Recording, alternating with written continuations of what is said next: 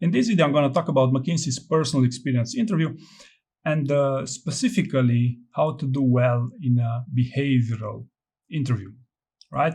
So first things first, it only took me a couple of moments to find out the questions they ask for each of the 4 behavioral areas: personal impact, entrepreneurial drive, inclusive leadership, and courageous change. Furthermore, if anyone tells you that these are the most complex behavioral interviews out there, let me give you a couple of points to consider. First point, this behavioral interview is basically just one round for less than an hour. In other companies, such as Amazon, there are behavioral interviews in every round of the interview, and not to mention full behavioral interviews in all rounds for certain roles. Okay, and on top of that, there's also something that's called the bar raiser round as well. Second, expectations. Okay, so on the website, McKinsey clearly states, we suggest that you prepare just two personal examples to demonstrate your skills in the 4 behavioral areas. An intense behavioral interview preparation requires you prepare some 15 to 20 stories. Some even prepare 60 such stories, simply because you must not reuse your stories with different interviewers. Okay, otherwise you risk being disqualified, right? So by asking you for just 2 stories, it basically means the expectation is not that high from such an interview. Basically, they don't expect you to prepare for months, right? Third point, frameworks. Okay, the STAR framework is the best framework to answer behavioral questions. Why is that? 2 reasons. First, the interviewer expects you to do it this way, using the STAR format, and people prefer familiar approaches.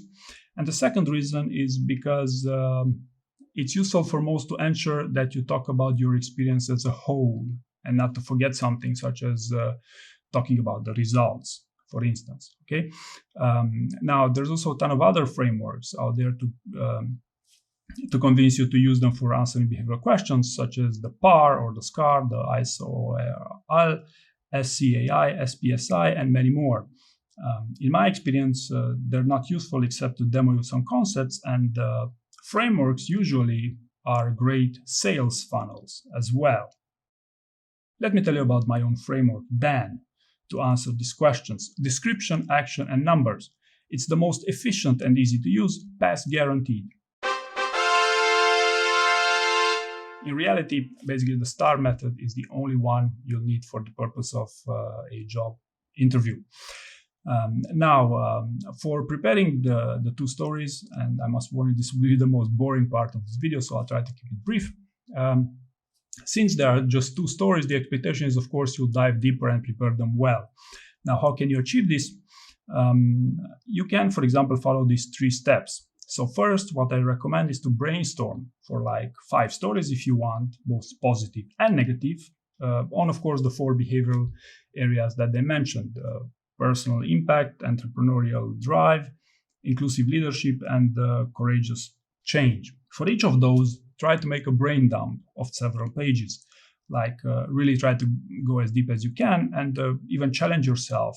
Can you produce 5 pages on one story? Because what happens is that the moment your story is over a year old, for example, you start forgetting things, numbers, metrics, or key stakeholders, for example. Okay, so that's why the best moment to remember all those details is now while brainstorming for those stories. The second step you want to take into account here is once you have your 5 stories, for instance, it's time to revise them. Okay, and now is the best time to basically start answering commonly asked questions for, of course, the 4 behaviors that I just mentioned. And this is also a good time to start using the STAR format more often. Okay. Furthermore, if you want, you may as well rank your stories, assign them with stars or numbers, for example, see which ones are the most interesting and which ones are not. Okay. Reason for this being you can eventually remove or replace the bad ones with some new ones, some better ones if you want.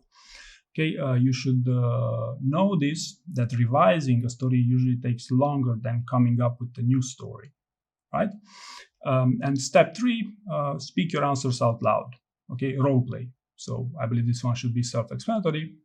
Maybe with the note that recording yourself, even while talking in the mirror, can be as effective as role playing with someone. Okay, so maybe also worthwhile mentioning is people who speak well in general won't need as much role play, because otherwise you risk sounding a bit scripted. Okay. Now the last point I want to talk about here is the follow-up and the challenge questions. Okay.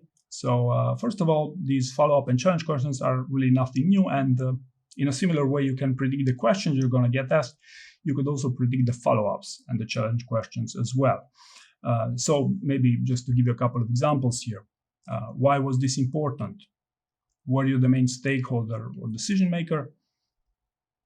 I'm not told this was the best approach. Can you explain how you dealt with XYZ problem? Is this a recent example? Do you have a more recent one? What trade-offs did you have to make to achieve this? Quality, cost, or time?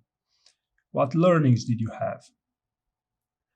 Why did you choose to focus on these results? What other results were important? In my experience, the best first answers are also the ones which answer most of these follow-up questions. Okay, so my advice to you would be, of course, to use the follow-ups and these challenge questions to further revise and improve your story in order to give the best possible first answers. Okay, there's only one scenario where you'd intentionally keep it short, which I'm also going to talk about at the end of this video.